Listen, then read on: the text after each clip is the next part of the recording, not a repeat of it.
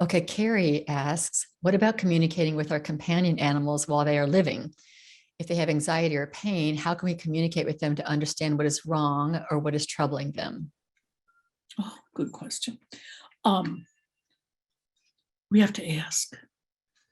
We have to ask what it's like for them. Like, for instance, if a client says to me, and anxiety is an issue that comes up, they say,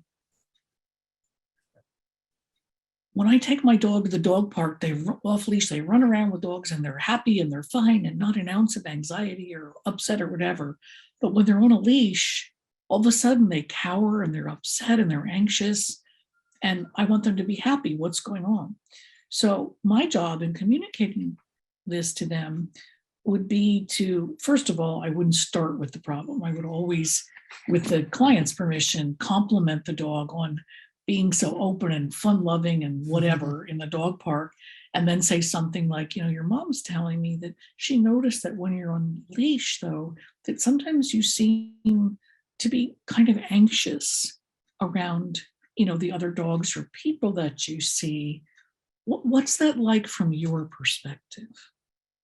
That is, for anybody listening, if you're already doing animal communication with your animals, when there's a behavioral concern or an emotional concern, one of the most powerful questions you can ask is, tell me what this is like for you. Tell me what this situation is like from your perspective. It's so important to get that information before we start problem solving, so that we know that what's works with behind humans it. too. Exactly. Yeah.